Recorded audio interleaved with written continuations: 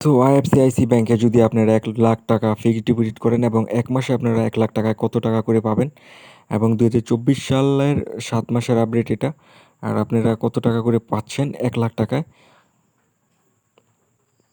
সেটা কিন্তু আজকের ভিডিওতে আমি আলোচনা করতে যাচ্ছি। ওকে, আইএফসিআইসি ব্যাংকে আপনি যদি মিনিমাম ১,০০,০০০ টাকা রাখেন এবং ফিক্সড ডিপোজিট করে রাখেন, তবে আপনারা কত টাকা পাবেন সেটার জন্য আমাদেরকে আগে আইএফসিআইসি ব্যাংকের চার্টে চলে যেতে হবে।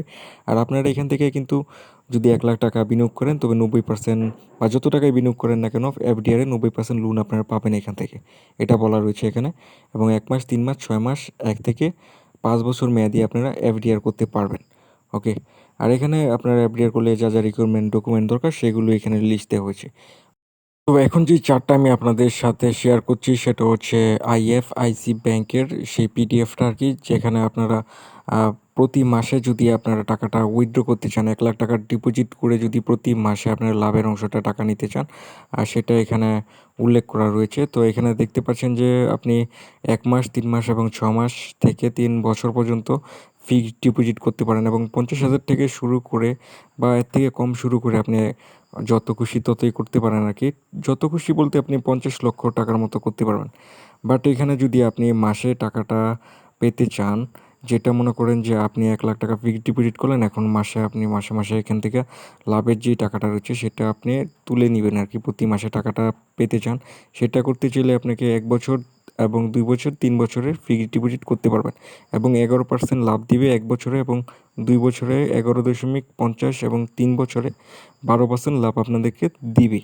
যদি আপনারা মাসিক স্কিমটা করতে চান ফিক্সড ডিপোজিটের ক্ষেত্রে আর কি। আর যদি আপনারা মাসিক ডিপোজিট না করেন, ৩ মাস অন্তর যদি আপনারা পেমেন্টটা নিতে চান, তবে আপনাদেরকে হয়তো দেখা যাচ্ছে কি ৩ বছর মেয়াদি যদি ফিক্সড ডিপোজিট করেন, তাহলে আপনাদেরকে মাত্র লাভের অংশটা দিবে 10%, 10%-এর মতো আর কি। আর যদি আপনি না সরি ৯.৭৫% মতো দিবে। এখানে যেহেতু আছে ৯.৭৫% দিবে যদি আপনি ৩ মাস অন্তর নেন আর কি। আর যদি ১ বছরে করেন তবুও ৩ মাস অন্তর যদি টাকাটা তুলতে চান ৯.৭৫ই দিবে। ১ মাসের জন্য করলে আপনাকে ৭% দিবে এবং ৩ মাসের জন্য করলে ৯.৭৫ই দিবে। কিন্তু আপনি যদি ১ বছর, ২ বছর বা ৩ বছরের মাসিক স্কিমটা করেন যদি, তাহলে আপনাকে ১ বছরের জন্য ১১%, ২ বছরের জন্য ১১.৫০। তো ১১% বলতে এখানে ১ বছরে ১১,০০০ টাকা বোঝানো হয়েছে। আর ১১.৫০ বলতে হচ্ছে ১১,৫০০ এবং ১২% বলতে এখানে ১২,০০০ টাকা বোঝানো হয়েছে। তো এটাকে আমি সহজ করে আপনাদেরকে বুঝিয়ে দিচ্ছি ক্যালকুলেটরের মাধ্যমে, যে আপনি ১,০০,০০০ টাকা যদি আপনি বিনিয়োগ করেন তবে আপনি ১১% কত টাকা আপনি পাচ্ছেন।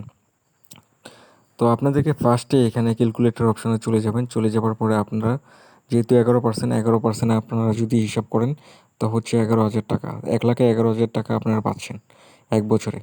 তবে আপনারা কী করবেন, এখানে যেহেতু এটা মাসে আপনাদেরকে টাকাটা দিবে, ১ মাসে আপনি ১১,০০০ টাকা কত টাকা পান সেটার জন্য আপনাকে টিন সার্টিফিকেট যদি না থাকে তবে ১৫% ট্যাক্স কিন্তু সরকার কেটে নিবে আপনাদের ব্যাংকে যে টাকাটা রয়েছে সেটার জন্য। তো আগে আমি ১৫% যে ট্যাক্সটা রয়েছে আপনাদের, সেই ট্যাক্সটা আমরা আগে মাইনাস করে নিব, যাতে বুঝতে পারি যে আমাদের মেইন টাকা কত, মেইন লভ্য অংশটা কত।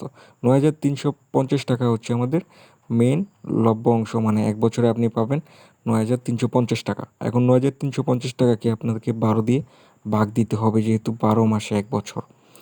তাহলে ৯,৩৫০কে আমরা ভাগ দিলাম ১২ দিয়ে এবং ৭৭৯ টাকা আপনি ১ মাসে পাবেন যদি ১১% লাভ নেন আপনি।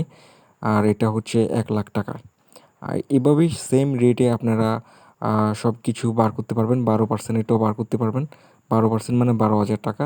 তো আমি যেভাবে এখানে বলেছি সেভাবে আপনি করলে যে কোনো পার্সেন্টেই বের করতে পারবেন।